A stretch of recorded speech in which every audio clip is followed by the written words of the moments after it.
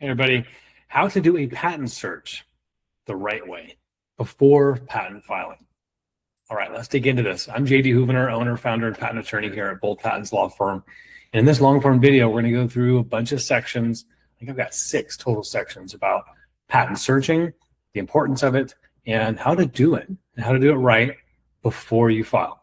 Look before you leave, before you spend all that time and money hiring attorneys, getting everything spooled up, and maybe even selling your products before even taking a look at what is out there.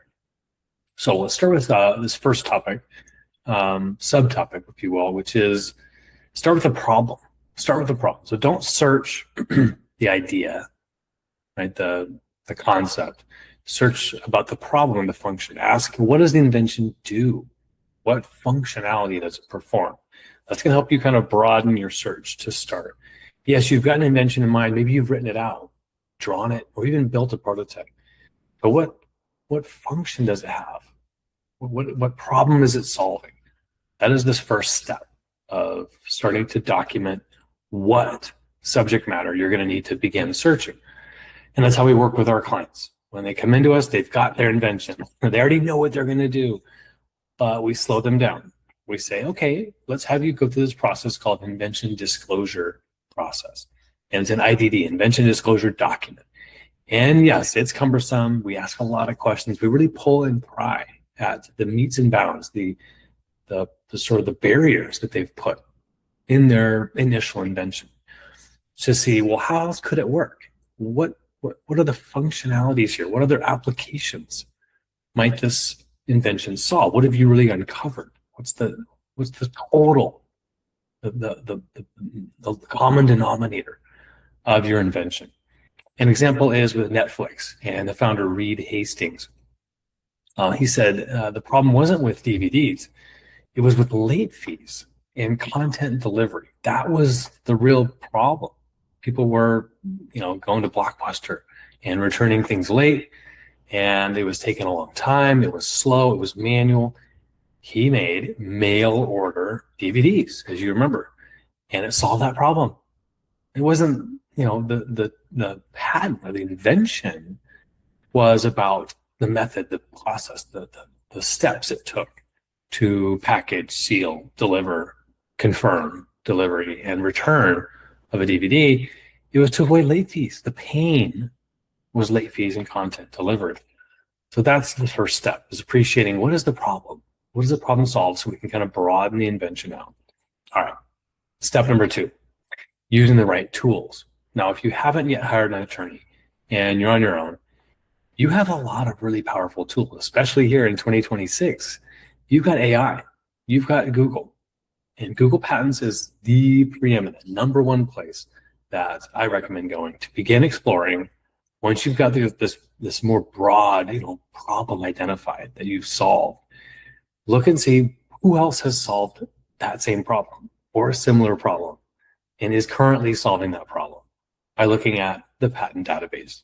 You will see, as you start to dig in, putting in keywords around your solution, around the problems, that it's not just the granted patents, but you'll see applications that are published, because that's part of the process. When you submit a patent application with USPTO, you're agreeing. Unless you say, hey, I'm not filing international, and you get approval on your petition to keep it secret, most patent applications get published, even if they never get granted. Those publications can be cited against you. And this is part of what you're going to develop as part of clear art. Knowledge about what is known or should have been known in the public by you or an inventor like you in the field. So using the right tools is very vital. I've got a separate video on how to use Google Patents. Check that out on our website at boldpatents.com.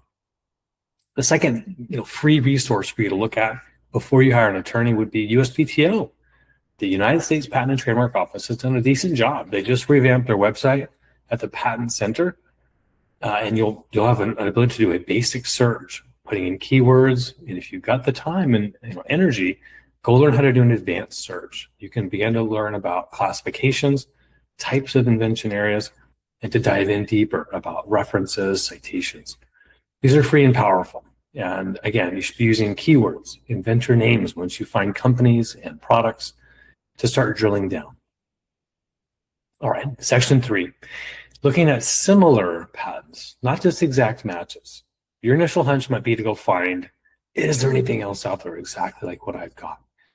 And again, you've got to keep this broad mindset of what is similar, because the examiners, when they get this, their job will be to find out, not just is it new, but could it be an obvious version, an obvious differentiation of a previously existing prior art. So similar patents, similar publications, look for similar features and methods and technologies, and begin to stack up this list and make sure that you've got this in mind. Now, this third step, it can be quite technical and it can take a long time. To do it right, I suggest you hire a patent attorney and a law firm to hire a patent search expert, which is what we do. We deliver a patent search opinion, and you'll see that on our patent pricing page. You'll see that on our services. We yell loud and that we serve inventors by performing patentability analysis. We look at exactly this kind of stuff and make sure that you, the inventor, with a lot on the line, you're an entrepreneur, you're maybe want to be entrepreneur, you've got this idea, this investment that could be big, and you deserve to know the full truth about what its likelihood of success will be. And so that's what this third step is all about, is looking at not just is it first of its kind, but is there anything similar, anything close, so that if you were to get a patent, that scope of rights might be too narrow to make it worth going all the way through. You want to be able to get a big return on your investment. Here at Bold Patents, we do just that. We help our inventors get bold patents, not just mediocre, thin, worthless patents. We get bold, valuable patents for our clients. All right, step 4, studying the claims. So the claims section of a utility patent, that is what the individual inventor or the business, if it's assigned, owns. The written set of claims, that is what you're going to end up with. So we educate our inventors, starting with this process of appreciating prior art, what tools to use. And yes, our patent search teams do use proprietary software. We do use AI. We use those free resources I mentioned, USPTO, the World Intellectual Property Organization. In the end, we're trying to advise you as attorneys. We give you an opinion on what claims, what do we think we could get for you? And if it's so narrow, if the claim is so specific, we're likely going to say we don't recommend filing. Now, that might be a really tough pill to swallow, but the claim scope could be really big. It could be like, hey, we think you should move forward. This is a green light. We're jumping up and down excited, and we recommend you file right away. So we can't say which way yours is going to go. We, as have a duty to tell you the truth as attorneys, as your advisors. So get that answer. Don't sort of, go with your gut, because typically if you're optimistic, like a lot of entrepreneurs, you kind of do that classic psychological game where you convince yourself that you're right. You're only going to look and see and find the evidence that'll support your hypothesis. Hire an expert, hire a third party, hire Bold Patents to give you that truth, to study the claims, help you educate yourself on what it is that you might own, so that you can make a good business decision on whether you want to move forward and invest what could be 10, 20, 30 plus $1,000 acquiring a patent portfolio. All right, next one is identifying the gap. Once we have this is what really a conclusion of our sometimes 20-page patentability opinions is a conclusion. When we identify the gap, this section talks about what we think we can get for you, what we think your scope of rights contains. If indeed you're one of the lucky percentage that we recommend green light filing, now you need to identify what that gap is and focus all your energy on it. That gap is your invention. You've improved the art. You have come up with something that no one else has and is not an obvious version or iteration of. And we're putting all our effort there. And that is eventually where we're going to put all the effort for the drawings, the specification, and the written description of your invention as we develop it from a provisional to a non-provisional patent application. All right, the last step, know when to go deeper. There are situations, certain clients, customers that approach us that have products on the market. Not only does our patent search unveil the question of should I file, but sometimes it also addresses infringement concerns. This is when we should pause and decide to go deeper. If you're already selling products, or if there's been an infringement question, maybe your products have been accused of infringing other enforceable patent rights. If that's true, or you're worried about that, that is a reason it warrants further research into what's called an infringement opinion or a freedom to operate. Freedom to operate just means, am I free? Is there a minimum or low risk of being meritoriously sued if I sell this product on the market? So those are opportunities when we can go deeper, doing a second opinion to layer on top of the patentability a layer of infringement. Is it non-infringing or is it infringing and it's too much risk?